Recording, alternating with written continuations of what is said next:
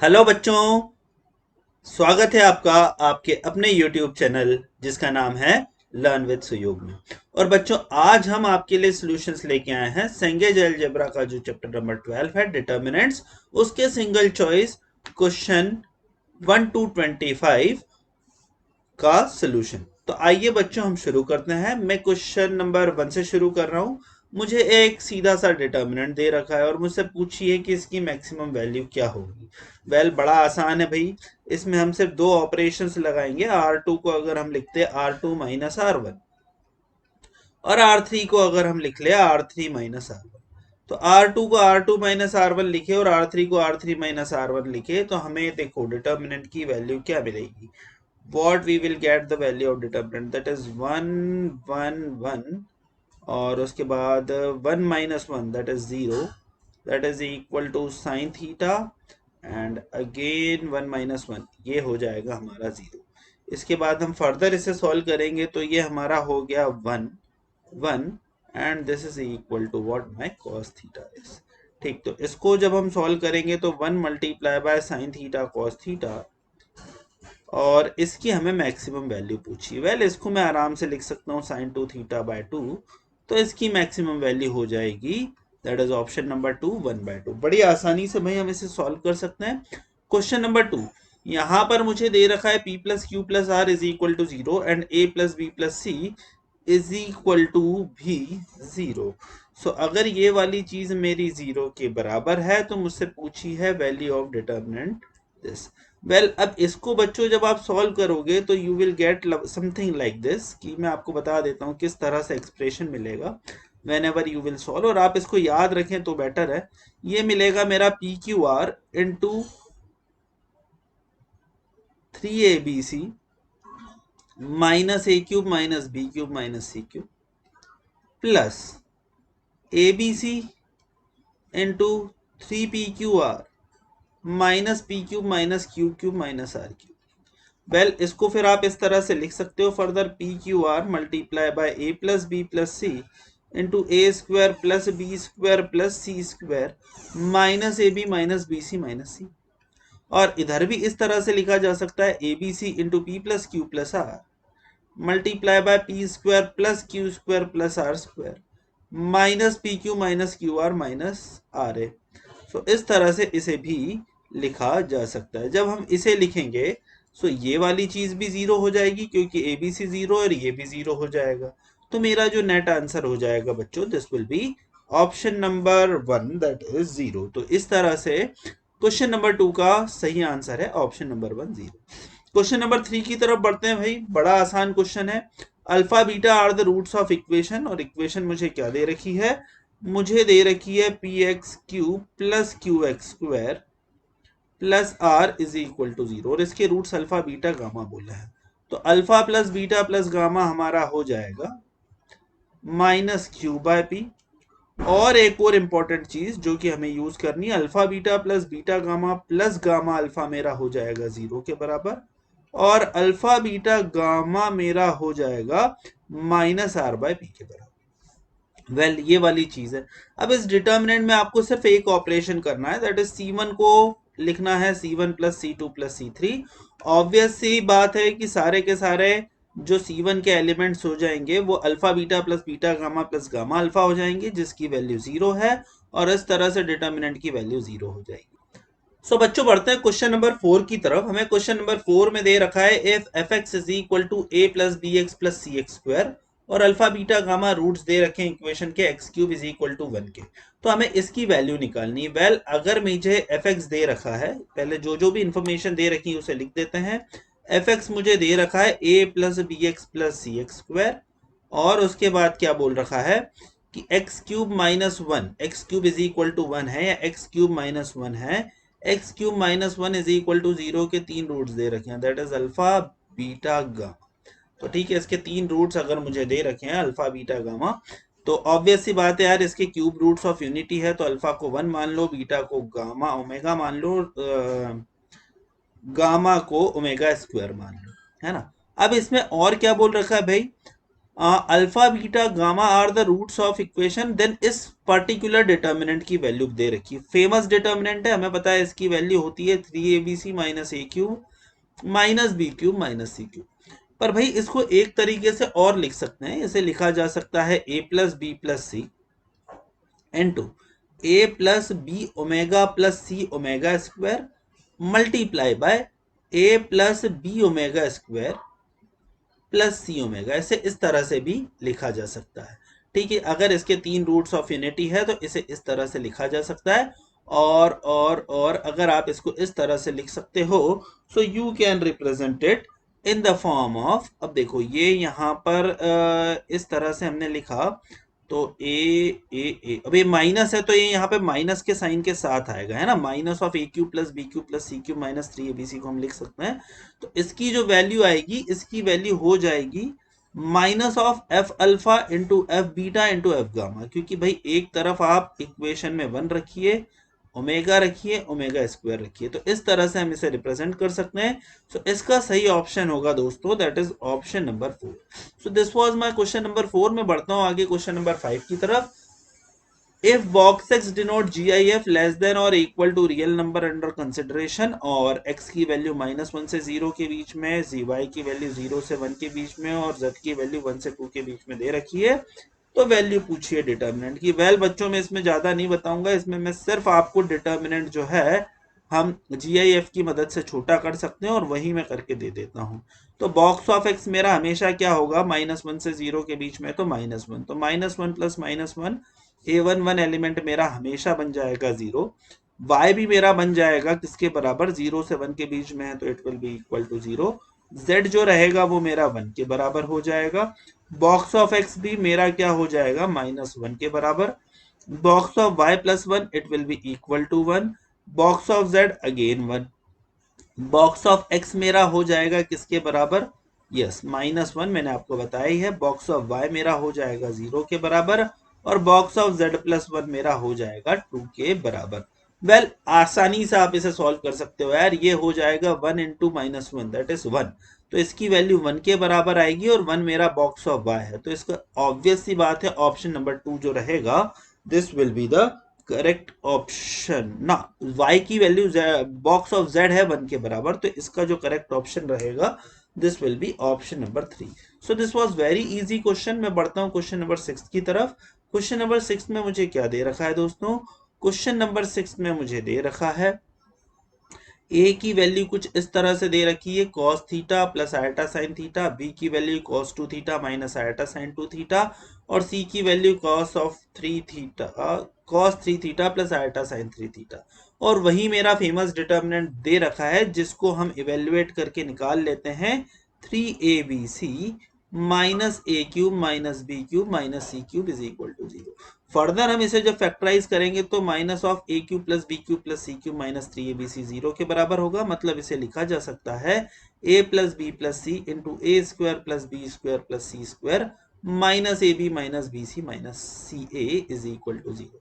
या इसे हम इस तरह से भी लिख सकते हैं दोस्तों, किस तरह से इसे लिखा जा सकता है, minus of A plus B plus C into half of a minus B का square plus B minus C का square plus C minus A का स्क्वायर इज इक्वल टू 0। तो इस तरह से हम इसे लिख सकते हैं।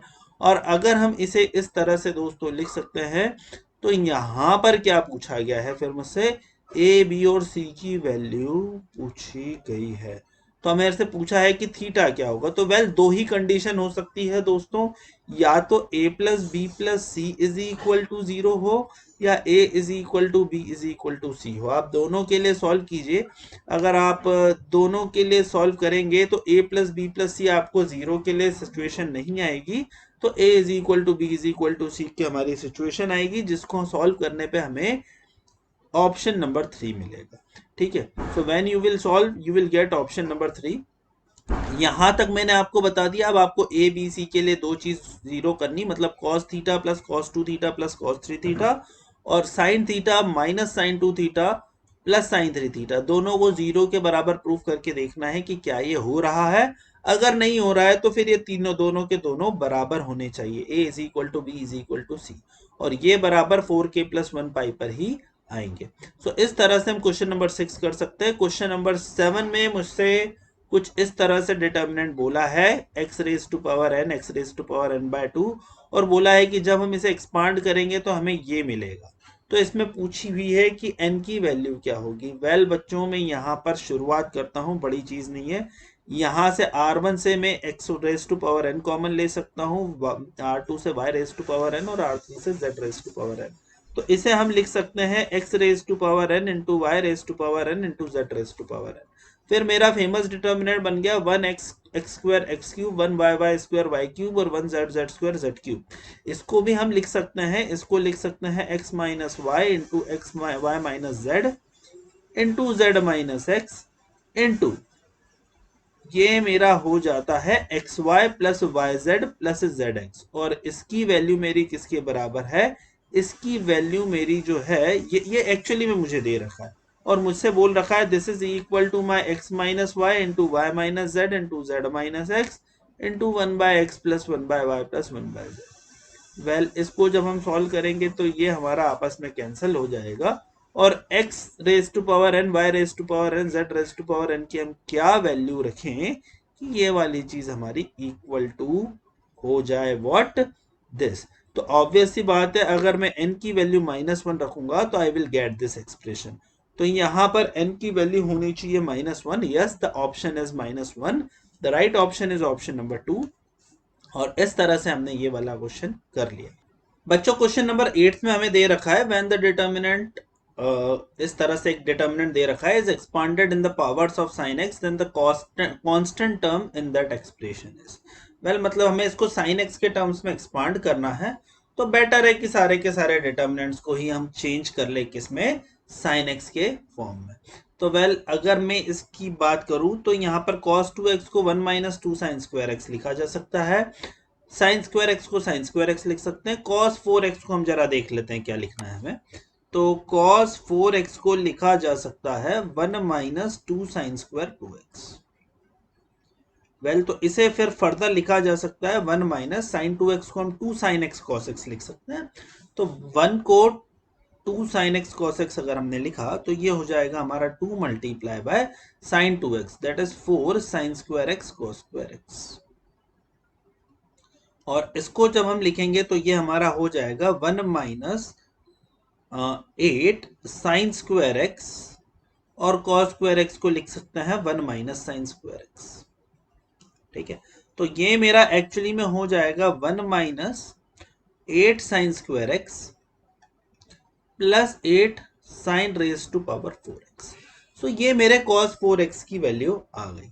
तो ये अगर हमारे cos 4x की वैल्यू आ गई, फर्दर हम इसे सॉल्व करेंगे तो देखो हमें क्या मिलेगा।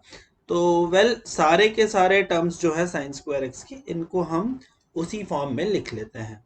तो cos 2x को लिखा जा सकता है 1 माइनस 2 साइन स्क्वायर एक्स। इसी तरीके से साइन स्क्वायर एक्स को as it is sine square X हम लिख सकते हैं। और इसी तरीके से cos 4x को हम लिख सकते हैं 1 minus 8 sine square X plus 8 sine raise to power 4x।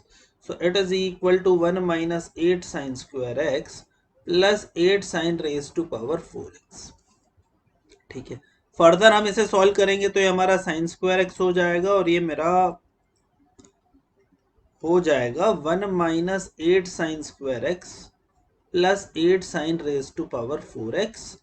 और फर्दर इसे सॉल्व करेंगे तो 1 minus sine square 2 sine square X, यहाँ भी 1 माइनस 2 साइन स्क्वायर एक्स, और इसको सॉल्व करेंगे तो ये क्या होगा, cos स्क्वायर एक्स को 1 minus sine square x and 1 minus sine square x.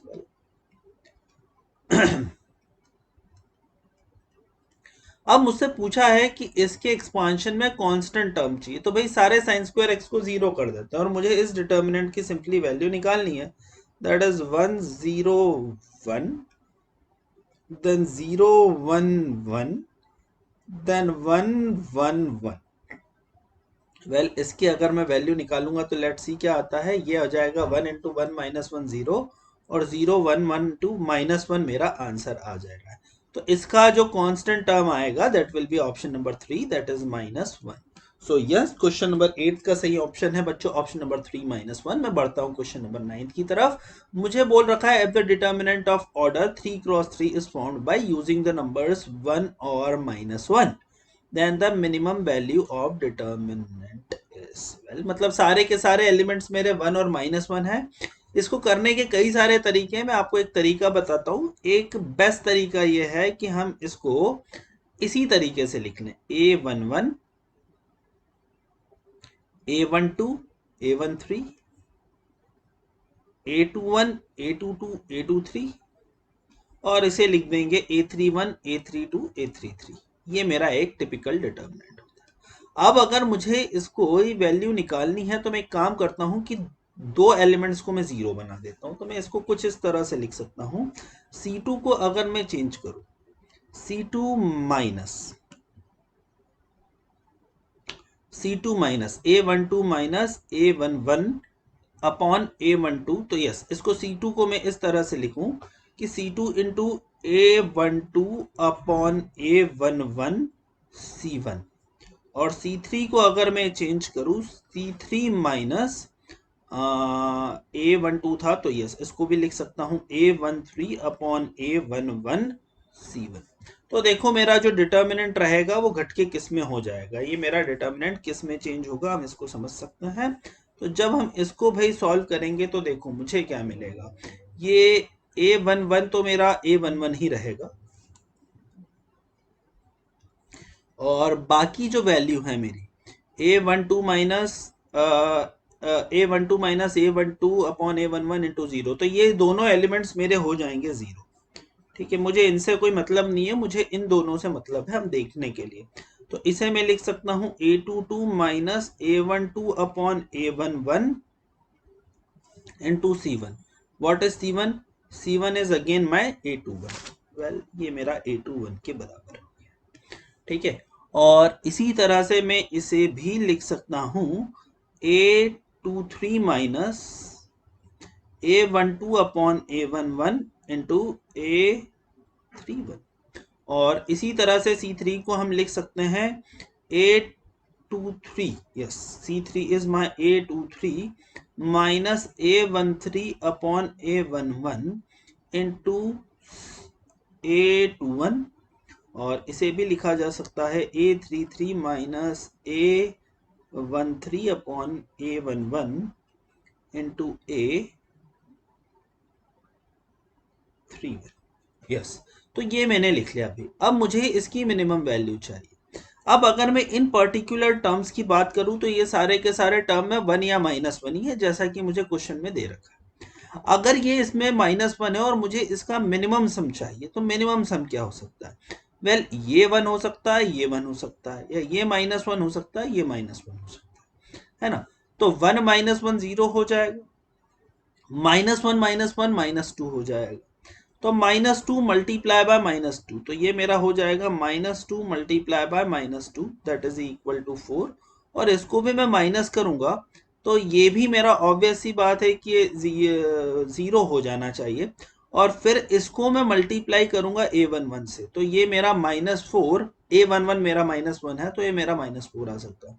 तो मतलब जब हम इसे सॉल्व करेंगे तो इसकी जो मिनिमम वैल्यू होगी, this will be equal to -4, that is option number 9 का जो सही ऑप्शन है, दैट इज ऑप्शन नंबर 2। तो यस, इसकी जो मिनिमम वैल्यू होगी दोस्तों, वो होगी मेरी -4 के बराबर।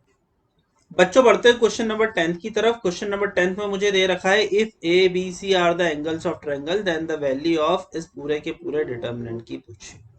वेल, अगर ए बी सी मेरा एंगल्स ऑफ ट्रायंगल है तो a प्लस बी प्लस सी को मैं लिख सकता हूं भाई पाई के बराबर। ठीक है, अब इसको अगर मुझे सिंप्लीफाई करना है तो देखो इसको, अच्छा, a प्लस बी को मैं पाई माइनस ए भी लिख सकता हूँ, पाई माइनस सी भी लिख सकता हूँ। वेल, इस कंसेप्ट से अगर मैं आगे बढ़ूं तो ये मेरा क्या हो जाएगा, यस, इसको मैं अगर बोलूं तो, और e raise to power iota theta दोस्तों हमारा होता है cos theta plus iota sine theta. Yes, e raise to power iota theta is cos theta plus iota sine theta. इसका मुझे भरपूर यूज करना है। तो अगर मैं इसमें R1 में से e raise to power iota a common ले लूं, R2 में से e raise to power iota b common ले लो और R3 में से e raise to power iota c common ले लो। तो मुझे मिल जाएगा बच्चों e raise to power iota times a plus b plus c, और मेरा जो डिटर्मिनेंट है देखो वो किस में रिड्यूस हो जाएगा। पहला मुझे मिलेगा e raise to power iota a, और यहां से भी मैंने e raise to power iota a common लिया है। तो एक बार लिख लेता हूं मैं, ये मेरा हो जाएगा e raise to power iota a, इसे लिख सकते हैं e raise to power minus iota is minus iota, और c है और ये भी माइनस ए होगा, तो e raise to power minus iota a plus c इसे लिखा जा सकता है। और थर्ड अगर मैं बात करूं तो e raise to power minus iota minus a, तो इसे लिखा जा सकता है e raise to power minus iota b plus a के बराबर हम इसे लिख सकते हैं, है ना। इसके बाद अगर मैं इसको फर्दर सॉल्व करूं तो ये मेरा हो जाएगा e raise to power minus iota e raise to power minus iota c को हमने b से कॉमन लिया तो ये मेरा हो जाएगा b plus C into E raise to power iota b, और ये मेरा हो जाएगा e raise to power minus iota a plus b, E raise to power minus iota into a plus b। और इसी तरीके से माइनस बी अगर हमने लिया तो ये हो जाएगा e raise to power minus iota into b plus C into E raise to power iota c, और इसके बाद हमने लिखा e raise to power minus iota into A plus c. ये मेरी इस तरह से डिटर्मिनेंट रिड्यूस हो गई। E raise to power iota b plus c plus a plus B plus c, इसे लिखा जा सकता है e raise to power iota pi, और यहां पर देखो आयोटा बी प्लस सी को मैं पाई माइनस ए लिख सकता हूं, है ना। सो ये मेरा हो जाएगा e raise to power iota a, और इसे लिखा जा सकता है e raise to power iota pi minus c pi minus a, तो ये हो जाएगा e raise to power iota a into E raise to power minus iota pi, और इसे भी लिखा जा सकता है e raise to power iota a into E raise to power minus iota pi. यहां पर भी सेम इसी तरीके से a प्लस सी को पाई माइनस बी लिखेंगे तो e raise to power iota b into E raise to power minus iota pi, e raise to power iota b, और इसे भी लिखा जा सकता है e raise to power iota b into E raise to power minus iota pi. ये हमारा हो जाएगा। फिर ये हो जाएगा मेरा e raise to power iota pi minus a, तो e raise to power iota c into E raise to power minus pi, ये हो जाएगा e raise to power iota c into E raise to power minus pi, और ये मेरा हो जाएगा e raise to power iota C.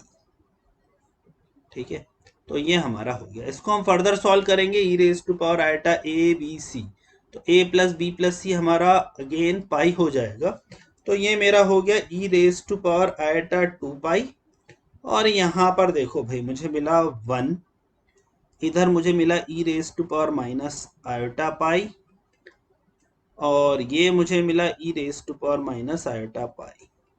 Further इसे solve करेंगे तो e raise to power minus iota pi, e raise to power minus iota pi, ये हो जाएगा मेरा 1, और ये भी मेरा हो जाएगा 1।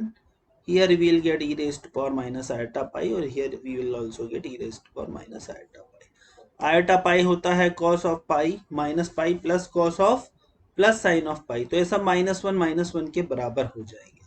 तो ये मेरा डिटर्मिनेंट है, मुझे इसकी वैल्यू एक्चुअली निकालनी है। सो 1 -1 -1 -1 -1 1 -1 -1 -1, इसकी वैल्यू हमें निकालनी है और हमें देखनी है कि इसकी वैल्यू किसके बराबर होती है। सो लेट्स सॉल्व इट यार। तो ये हो जाएगा 1 इंटू 1 माइनस माइनस 1 तो 0, -1 इंटू -1 -1, और ये मेरा हो जाएगा माइनस ऑफ 1, ये -1 एक्चुअली माइनस ऑफ -1 इज +1, सो ये मेरा हो जाएगा -1 इंटू 1 माइनस -1 दैट इज 2, तो ये मेरा हो गया -2 तो आंसर मेरा इसका -4 आ रहा है, तो इसका आंसर होगा -4 10th का, that is option number 4। Let me check yes, option number 4 is the right answer. So दोस्तों, इसमें हमने जस्ट प्रॉपर्टीज एंगल्स की लगा के इसको सिंप्लीफाई किया और सॉल्व किया, तो आसान ही था। नेक्स्ट, अगर मुझे दे रखा है if A B C are different then the values of x satisfying this is. So अब ये वाले क्वेश्चंस ऐसे हैं बच्चों, सिर्फ देख के भी आप कर सकते हो। अगर मैं x की वैल्यू 0 डालूं तो I will get a skew symmetric determinant, and we know that the value of skew symmetric determinant is 0। तो इसको देख के मैं सीधे के सीधे बोल सकता हूँ इसका सही आंसर होना चाहिए ऑप्शन नंबर 4। मैं आगे बढ़ता हूँ दोस्तों क्वेश्चन नंबर 12 की तरफ। मुझे बोल रखा है if the value of determinant a11 1b1 11c is positive then. तो वेल इसको सॉल्व ही कर लेते हैं यार। अगर a b c तीनों ग्रेटर देन 0 है तो देख लेते हैं क्या होगा।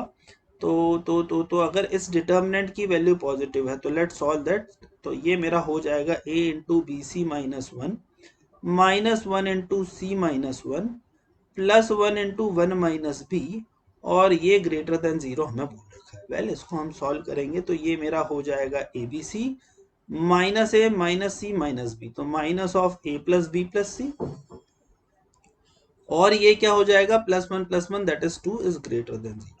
अब अगर मैं a plus B plus c की अगर बात करूं, तो अगर मैं a plus B plus c की बात करूं तो यस, यहाँ पर मैं एम जी एम लगा सकता हूँ भाई। तो a plus B plus C by 3 is always greater than equal to A B C raise to power 1/3।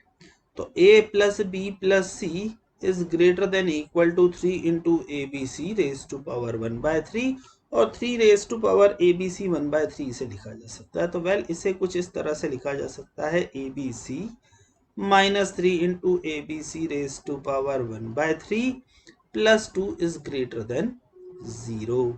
So well अगर ये वाली चीज है तो यहाँ पर मैं क्या लिख सकता हूँ, यहाँ पर मैं A B C raise to power 1/3 को x मान के सॉल्व कर सकता हूँ। तो ये हमारा हो जाएगा x cube minus 3x plus 2 greater than 0। तो यहाँ मैं x माइनस 1 कॉमन लूंगा तो ये हो जाएगा एक्स स्क्वायर, तो x cube minus x square तो plus x square minus x और माइनस 2, तो ये मेरा हो जाएगा x माइनस 1 का whole square into X plus 2 greater than 0।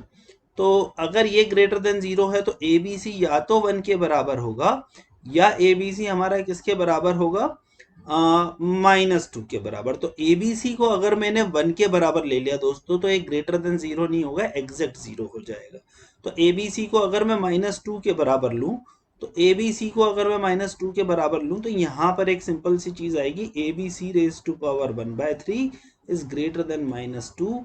तो A B C simply greater than -8 मेरी इक्वेशन आ जाएगी, और इसका जो सही आंसर होगा बच्चों this was will be option number 2। तो बढ़ते हैं बच्चों क्वेश्चन नंबर 13 की तरफ। क्वेश्चन नंबर 13 में मुझे a1 b1 c1 ये बोल रखे हैं कि कोफैक्टर्स हैं हमारे एलिमेंट्स a1 b1 c1 जो कि डिटर्मिनेंट्स इस वाले में है। तो मुझसे b2 c3 और b3 c2 की वैल्यू पूछी है। वेल मुझसे पूछी गई है value cofactor of b2 c2 b3 c3। Well तो मैं इसको एक बार a b c के टर्म्स में ही लिख लेता हूँ। तो वेल इसको हम किस तरह से लिख सकते हैं, b2 मेरा जो हो जाएगा cofactor this will B a1 c3 minus a3 c1। तो इसको मैं लिख सकता हूँ a1 c3 minus a3 c1, और इसी तरह से मैं b3 को लिख सकता हूँ, this is what my b3 is. So b3 में मेरा हो जाएगा a1 b3 minus a3 b1। तो इसको लिख सकते हैं a3 b1 minus a1 b3। c2 को जब हम लिखेंगे तो ये c2 हमारा किसके बराबर हो जाएगा, this is what my c2 is actually, है ना। तो c2 की अगर मैं बात करूं, अच्छा रिस्पेक्टिवली एलिमेंट्स b1 b2 है, तो यहाँ मैंने कुछ गड़बड़ की। तो b2 तो मेरा बराबर लिखा, मेरे को अगर b3 का कोफैक्टर निकालना है तो b3 का कोफैक्टर होगा a1 c2 minus a2 c1 का माइनस, तो a2 c1 minus a1 c2, so it will be equal to a2 c1 minus a1 c2। ठीक है, उसके बाद अगर मुझे c2 का निकालना है तो c2 का कोफैक्टर हमारा हो जाएगा it will be equal to A1B3 minus A3B1 का माइनस, तो A3B1 माइनस A1B3, तो ये मेरा हो जाएगा A3B1 माइनस A1B3। और अगर कोई मेरे से C3 की बात करे तो C3 मेरा हो जाएगा A1B2 माइनस A2B1, तो ये मेरा हो जाएगा A1B2 माइनस A2B1। सो ये मेरी वैल्यू आ गई एक्चुअली डिटर्मिनेंट की। अब मुझसे बोला है कि इसकी वैल्यू निकालनी है, तो वेल इसकी वैल्यू अगर मुझसे निकालने के लिए बोली तो मैं इसको 4 डिटर्मिनेंट्स में ब्रेक तो कर ही सकता हूँ। सो लेट्स डू इट, अगर हम कर सकते हैं तो। सो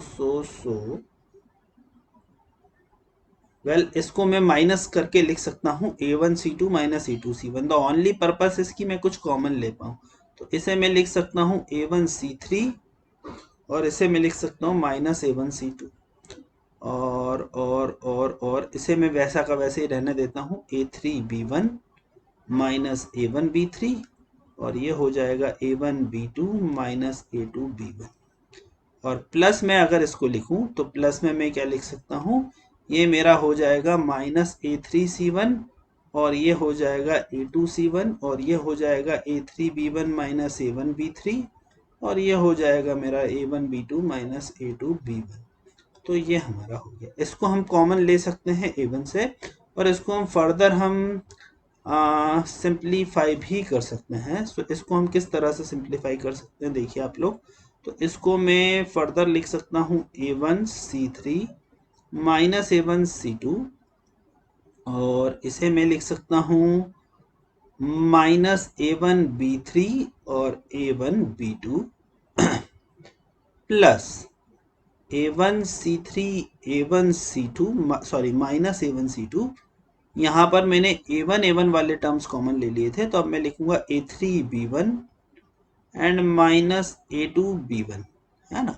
सो इस तरह से मैंने लिख दिया। इसको मैं फर्दर अगर सॉल्व करूं तो ये मेरा किसके बराबर हो जाएगा, वेल यहाँ पर भी B1 वाले एलिमेंट्स को हम कॉमन ले सकते हैं। सो ये मेरा हो जाएगा A3C1 A2C1 और ये मेरा हो जाएगा A3B1 और A1 माइनस A2B1, तो ये मेरा माइनस A2B1 के बराबर आ जाएगा। वेल इसके बाद अगर हम फर्दर इसे सॉल्व करें तो ये मेरा किसके बराबर आ जाएगा, A3C1 और A2C1 को तो मैं वैसा का वैसा लिखूंगा, और जो हमारे टर्म्स बचे हैं B1 हटाने के बाद माइनस A1B3 और A1B2 माइनस A1B3 और A1B2, yes minus A1B3 and A1B2, तो ये हमारे टर्म्स बचे। वेल इसको अगर हम सॉल्व करेंगे तो A1 हमारा जो रहेगा इन चारों में से हम कॉमन ले सकते हैं। तो अगर मैंने यहाँ पर A1 कॉमन लिया तो देखो मुझे क्या मिल जाएगा, A1 को अगर कॉमन लिया तो मुझे डिटर्मिनेंट कुछ इस तरह से मिल जाएगा, that is C3 minus B3 B2 और minus C2। Well C3 minus B3 minus C2 और B2 प्लस अगर हम इसको सॉल्व करेंगे तो ये हमारा A1, यहाँ से हम A1 स्क्वायर सॉरी एक्चुअली में हम कॉमन ले सकते हैं क्योंकि हमें इस रो वाइज लेना होगा, तो ये हमारा हो जाएगा A1 इंटू B1। ठीक है, तो ये मेरा हो गया A1B1 मल्टीप्लाई बाय ये मेरा हो जाएगा C3 minus C2 and this is equal to A3 and minus A2, और प्लस अगर मैं यहाँ पर से कुछ कॉमन ले लूँ तो यहाँ से A3 ले सकते हैं और यहाँ से हम C1 ले सकते हैं। यस, यहाँ से हम A3 ले सकते हैं फ्रॉम R2 और R1 में से हम C1 ले सकते हैं, बट B1 ले सकते हैं एक्चुअली। तो C1 और B1 मैं कॉमन ले रहा हूँ, या C1 B1 अगर हम कॉमन ले तो हमारा काम हो जाएगा। यस, तो हमने यहाँ पे से C1 B1 कॉमन लिया, so what we will get A3 A2 and A3 B1 लिया तो A3 माइनस A2, और उसके बाद हम अगर इसको फर्दर सॉल्व करेंगे तो ये मेरा A3 A2 C1 है, तो यहाँ मैं C1 और यहाँ A1 ले सकता हूँ, तो प्लस में लिख सकता हूँ A1 C1 और ये मेरा किसके बराबर हो जाएगा, A3 minus B3, A2 and B2. It will be equal to A3 minus B3, A2 and B2. Well इसको अगर हम फर्दर सॉल्व करें तो ये मेरा हो जाएगा A1 में अगर इन सब में से कॉमन ले लो तो ये A1 plus B1 plus C1 हो गया। तो ये देखो इसको मैं लिखूंगा तो A1 और इन सारे तीनों टर्म्स में से मैंने A1 कॉमन लिया और इन तीनों को मैं मिला दूंगा तो this will be actually equal to delta and this will A3 A2 minus A2 A3 this will reduce to 0। तो मेरा आंसर कुछ A1 डेल्टा जैसा आ रहा है। Let me check for question number 13 yes the right answer is A1 delta. तो इसको हमें एक्सपांड करके ही सॉल्व करना होगा और जब हम इसे करेंगे तो we will get A1 delta. Question number 14 मुझे बोल रखा है A B C D E and F, ये हमें जीपी में दे रखे हैं तो वैल्यू मुझसे a square d square x की पूछी है। Well a B C D e f अगर आपके जीपी में है सो घबराने का नहीं, बिल्कुल ए को आप मानिए, ए को हम लिख सकते हैं ए आर के बराबर, बी को लिख सकते हैं ए आर स्क्वायर के बराबर। इस तरह से हम इसे लिखेंगे तो ये हमारा हो जाएगा a square r raise to power 4 and ये हो जाएगा a square r raise to power 6। फिर डी ई एफ हमारा हो जाएगा a square r raise to power 8, a square r raise to power 10 and a square r raise to power 12 and this is what my x y z. Further अगर हम इसे solve करेंगे तो ये हमारा हो जाएगा ए स्क्वायर आर स्क्वायर, यहाँ से आप कॉमन लो, यहाँ से a square r raise to power 10 common लो तो a square r raise square मैंने C1 से कॉमन लिया, a square r raise to power 8 मैंने यहाँ से कॉमन लिया, ये मेरा बना 1 r square r raise to power 4, ये मेरा बना 1 r square r raise to power 4। तो मतलब डिटर्मिनेंट की वैल्यू 0 हो गई। डिटर्मिनेंट की वैल्यू 0 हो गई तो it is coming out to be independent of x y and z. So this was my question number 15. Now let's move to question number 15th.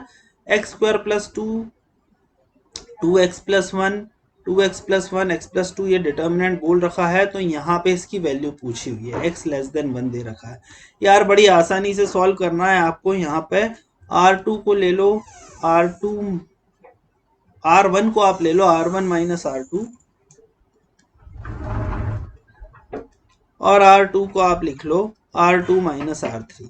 दो टर्म 0 हो जाएंगे। इसके बाद आप इसे सॉल्व करो, सॉल्व करने के बाद जो भी आंसर आता है आप आराम से कर सकते हो। तो 15 का भाई जो सही आंसर है दिस इज ऑप्शन नंबर 3। मैं बच्चों बढ़ते हैं क्वेश्चन नंबर 16 में। 16 में भी मैं सिर्फ हिंट ही दूंगा। 16 में वैल्यू पूछी हुई इस पर्टिकुलर डिटर्मिनेंट की, बहुत आसानी से निकाल सकते हैं हम दो टर्म्स को 0 बना के। आप सिर्फ दो ऑपरेशन लगा सकते हो, C2 को आप चेंज कीजिए C2 प्लस 2C1 में और C3 को आप चेंज कीजिए C3 प्लस C1 में। तो दो टर्म्स हमारे 0 हो जाएंगे और आप C1 के अलॉन्ग या R1 के अलॉन्ग एक्सपांड कर लीजिए, you will get the answer. The right answer of question number 16 will be -16√2। You can just solve it. Question number 17 की अगर मैं बात करूं, वेल 17 बड़ा टेक्निकल क्वेश्चन है दोस्तों। 17 में बोल रखा है let D1 D2 D3 up to Dn be the set of third order determinants that is made with distinct non zero real number A1 A2 up to An। तो summation of DI की value पूछी हुई है। तो well सबसे पहले तो हमसे अगर कोई पूछे कि टोटल कितने डिटर्मिनेंट्स बनेंगे तो मैं परम्यूटेशन एंड कॉम्बिनेशन से कह सकता हूं कि 9 फैक्टोरियल टोटल डिटर्मिनेंट्स होंगे।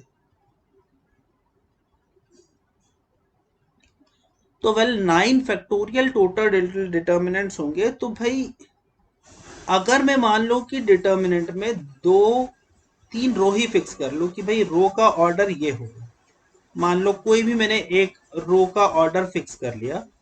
अगर मान लो एक मैंने टिपिकली ये ऑर्डर ही फिक्स कर लिया A1 A2 A3 A4 A5 A6 A7 A8 A9, इसी ऑर्डर में अगर मान लो मेरा डिटर्मिनेंट है तो वेल इन रोज को ही मैं या कॉलम्स को ही चेंज कर सकता हूं। तो मैं इनको 6 फैक्टोरियल तरीके से परम्यूट कर सकता हूँ। आधे में वैल्यू प्लस डेल्टा होगी, आधे में माइनस डेल्टा होगी, तो इन 6 का ही जो नेट सम होगा it will be equal to 0। और इसी तरीके से मैं बोल सकता हूँ कि मेरे सारे के सारे जो डिटर्मिनेंट होंगे इसकी वैल्यू जो रहेगी it will be equal to 0। तो यहाँ पर इसका जो आंसर रहेगा this will be option number 2 that is 0। मैं क्वेश्चन नंबर 18 की तरफ बढ़ रहा हूँ भाई। क्वेश्चन नंबर 18 में बोल रखा है omega is a complex number then find the value of. बिल्कुल दिखता क्वेश्चन है। अगर मैं C2 में ओमेगा से मल्टीप्लाई करूं, तो C2 में ओमेगा से मल्टीप्लाई करूं तो मेरा डिटर्मिनेंट आ जाएगा 1/ओमेगा, और ये मेरा हो जाएगा A1 plus B1 omega, A2 plus B2 omega and A3 plus B3 omega. और इसी तरीके से मैं यहाँ पर करूँगा तो ये मेरा हो जाएगा again A1 plus B1 omega, A2 plus B2 omega और A3 plus B3 omega. So well ये हो गया हमारा, और इसके बाद अगर हम इसे सॉल्व करेंगे तो इसकी वैल्यू हमारी 0 के बराबर हो जाएगी। सो दिखता क्वेश्चन है, इसका सही ऑप्शन होगा that is option number 1, that is 0। अब मैं क्वेश्चन नंबर 19 की तरफ आ रहा हूँ। क्वेश्चन नंबर 19 में a प्लस बी प्लस सी अगर 0 दे रखा है तो यहाँ पर जब हम सॉल्व करेंगे तो एक सिंपल सा आप ऑपरेशन लगाओ भैया, C1 को C1 plus C2 plus C3 लो, आपको सब जगह a plus B plus C minus x दिख जाएगा, तो हमें मिल जाएगा a plus B plus C minus x, और फिर यहाँ पर बाकी 1 1 1 और बाकी का डिटर्मिनेंट रहेगा। दिखती बात है कि भाई ये एक फैक्टर 0 है, तो x की वैल्यू अगर a प्लस बी सी 0 है तो x इज इक्वल टू 0 एक फैक्टर होगा। बहुत ही आसानी से हम दिस क्वेश्चन नंबर 19 को कर सकते हैं। क्वेश्चन नंबर 20 में बोल रखा है अगर एक्स वाई जेड आपके एपी में है तो आपको इसकी वैल्यू फाइंड करनी है। वेल बहुत आसानी से हो सकता है यार, दो ऑपरेशन आप लगाओ यहाँ पर चाहो तो। यहाँ पर अगर आप लगाओगे दो ऑपरेशंस, दैट इज R2 को आप चेंज कर लीजिए R2 माइनस R1 में, R3 को आप चेंज कर दीजिए R3 माइनस R1 में। ये दोनों के दोनों जो आपके कॉलम्स रहेंगे they will come out to be same. चलो मैं करके ही बता देता हूं इसे, and you will get the terms to be 0। तो अगर आप बच्चों इसे सॉल्व करोगे तो a plus 3 minus a plus 2, तो ये हो जाएगा मेरा 1 1, और a plus 2y minus a plus 2x, तो 2 इंटू वाई माइनस एक्स, तो ये हो जाएगा हमारा 2d के बराबर। ये भी हो जाएगा 1 1 2d के बराबर, और इसके बाद हम इसे सॉल्व करेंगे तो a प्लस 2 a प्लस 3 और a प्लस 2x, तो a प्लस 2 a प्लस 3 और a plus 2x। So well दो रोज डिटर्मिनेंट की हमारी कॉमन हो गई तो डिटर्मिनेंट की वैल्यू हो जाएगी 0 के बराबर। आंसर मेरा सिंपली आ जाएगा option number 2 to be equal to 0। बढ़ते हैं क्वेश्चन नंबर 21 की तरफ। A1 A2 A3 अगर ये जीपी फॉर्म कर रहे हैं तो आपको इस डिटर्मिनेंट की वैल्यू निकालनी। ये भी बड़ा आसान है भाई, आप ए एन को सिंपली लिख लो, ए को 1 मान लो, let a is equal to 1, कोई दिक्कत नहीं है, let a is equal to 1, और आर को आप इस सिटीज रखो। सो अगर आप इसे सॉल्व करोगे तो देखो आपको क्या मिल जाएगा। लेट ए एन दे रखा है तो ये हो जाएगा log r raise to power n minus 1, log r raise to power n plus 2 और log r raise to power n plus 5। इसी तरीके से ये हो जाएगा log r raise to power n, log r raise to power n plus 3 और log r raise to power n plus 6। इसको हम फर्दर सॉल्व करेंगे तो ये हो जाएगा log r raise to power n plus 1, log r raise to power n plus 4, log r raise to power n plus 7। Well इसको जब हम सॉल्व करेंगे तो आप चीज़ें भाई कॉमन ले सकते हो, और कॉमन लेने के बाद आप इसमें ऑपरेशन लगाओगे तो this will be equal to 0। तो इसके लिए कोई एक्सप्लेनेशन की जरूरत नहीं है, आई गेस ये आसानी से हो सकता है। क्वेश्चन नंबर 22 में x plus Y z z x Y plus Z x दे रखा है और इसकी वैल्यू मुझसे पूछी हुई है किसके बराबर है। वेल मैं आपको हिंट दे देता हूं, यहाँ पर एक के ऑपरेशन अगर हम लगाए, R1 को चेंज करें R1 minus R2 minus R3, तो देखो मेरी फर्स्ट रो क्या बन जाएगी, ये बन जाएगी 0, z minus y minus z minus y, तो it will be equal to minus 2y, z minus x it will be equal to minus 2x। Well ये मेरा हो जाएगा x, ये मेरा हो जाएगा y प्लस जेड, और ये मेरा हो जाएगा x y y z plus x। आप चाहो तो इसके बाद 2 कॉमन लेके सीधे एक्सपांड भी कर लोगे तो भी आपको आंसर मिल जाएगा ऑप्शन नंबर 4 4xyz। ये बड़े आसान क्वेश्चन है बच्चों डिटर्मिनेंट के। क्वेश्चन नंबर 23 में बोल रखा है which of the following is not the root of equation, और यहाँ पर कुछ इस तरह से हमें चीजें दे रखी हैं। तो वेल एक तो सही तरीका ये है कि सारी वैल्यू आप डाल के देख लो, जैसे मैंने x इज इक्वल टू 0 ही डाल के देख लिया, तो x इज इक्वल टू 0 अगर मैं डाल के देखूंगा तो I will gate 0 -6 -1 2 0 and it will be equal to -3 and then it will be equal to -3 0 and 2।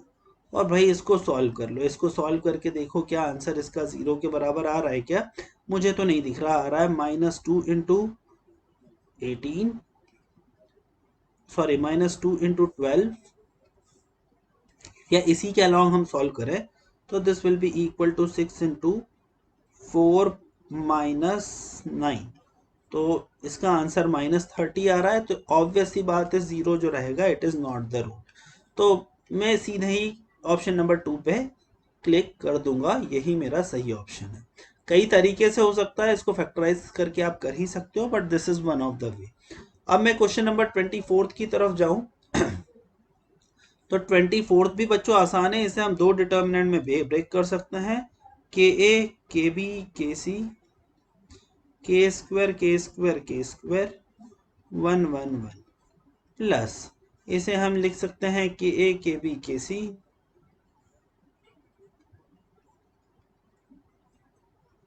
A square b square c square and then 1 1 1। तो एक के ए के बी के सी है, इसको हमने अगर के और के स्क्वायर कॉमन ले लिया तो ये मेरा हो जाएगा k cube, this is my a B c 1 1 1 1 1 1, इसकी वैल्यू हो जाएगी 0 के बराबर। यहाँ पर हमने के कॉमन ले लिया तो रो को कॉलम में और कॉलम को रो में चेंज किया, तो this will be equal to a minus b into b minus c into C minus a. तो हमारा आंसर सिंपली के into a minus b minus c minus आ जाएगा। That the right answer is option number 3। अब मैं question number 25 की तरफ आगे बढ़ूं तो यहाँ पे मुझे 1a माइनस बी इसकी वैल्यू इसके बराबर दे रखी है और बोल रखा है सारी चीज़ें डिफरेंट है, तो आपको ये वाली चीज़ सॉल्व करनी है। तो यार बड़ी आसानी से सॉल्व किया जा सकता है, कोई भी बड़ी बात नहीं है, आप यहाँ पर सेम ऑपरेशन लगाओ and you can solve it. So question number 25 में भी आप चाहो तो यहाँ पर ऑपरेशन लगा सकते हो, r1 changes to r1 minus r2 sorry c1 changes to c1 minus c2 and c2 changes to c2 minus c3 and you will get the answer। so जब आप इसमें सॉल्व करेंगे तो you will get the correct option is option number 2। so ये हमारा 21 से लेके 25 determinant है, ये हमारी इसकी एक्सरसाइज है और इसी के साथ हम ये वाला वीडियो दोस्तों समाप्त करते हैं। नेक्स्ट वीडियो में हम सोल्यूशन लेके आएंगे क्वेश्चन नंबर 21 से लेके 36 तक का। सो होप आपको ये एक्सरसाइज समझ में आई होगी। Thank you very much.